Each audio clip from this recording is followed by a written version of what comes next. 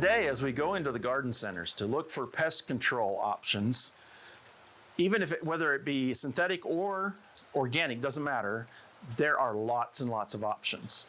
And it can get confusing, as many of you know. So it's really important that we pay a close attention to what these products are offering us.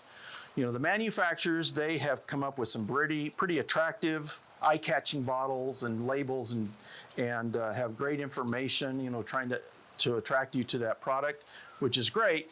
But the thing you need to really pay attention to is that active ingredient. And for those of you who've been gardening for a long time, like many other products, consumer products that we use, we get used to brand names that refer to specific things. So in the case of gardening, for those who've been gardening for a long time, things like Roundup was initially associated with the active ingredient of glyphosate. And 7 was known for the active ingredient of carbaryl.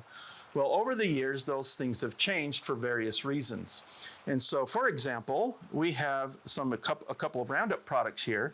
So Roundup, which many of us have known to be glyphosate, doesn't have glyphosate in it anymore, at least for the Roundup products. So Roundup is owned by Bayer now. They bought Monsanto, who was the original manufacturer of glyphosate. And because of all the litigation and whatnot, they voluntarily took glyphosate from all of their consumer home garden products.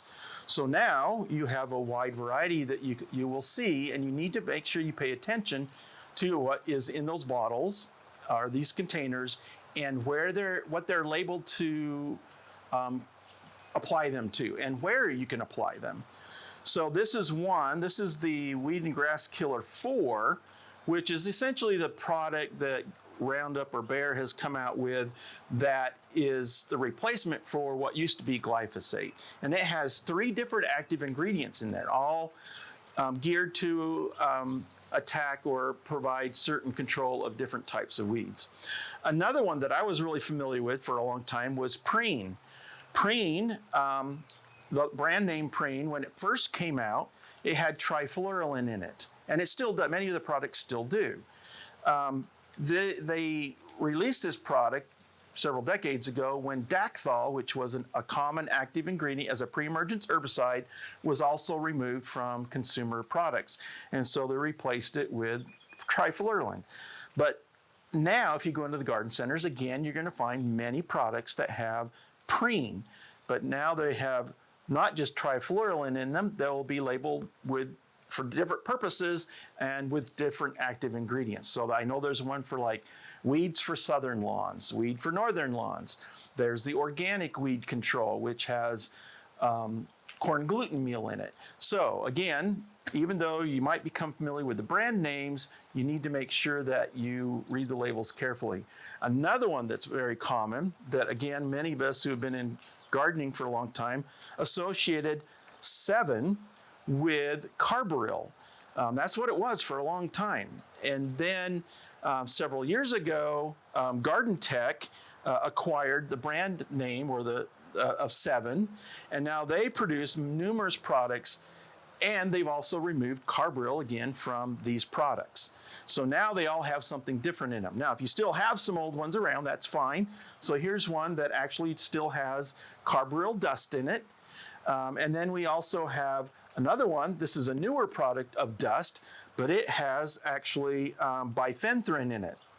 And then the common ready-to-use spray. This one has lambda cyhalothrin in it, and this one has zeta cypermethrin in it. So here we have 3 products with the brand name 7, but we actually have 4 different active ingredients in each one.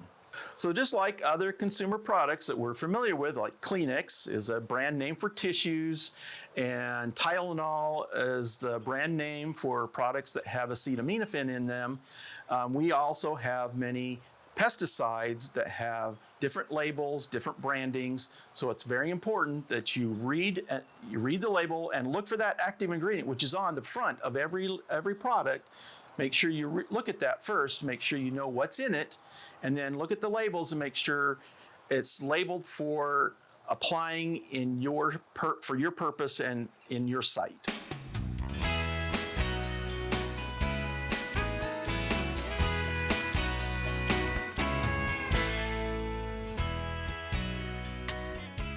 We hope you enjoyed this video as part of our Oklahoma Gardening YouTube channel. You can also find even more videos on the OK Gardening Classics YouTube channel. And join us on social media for great gardening tips, photos, and discussion.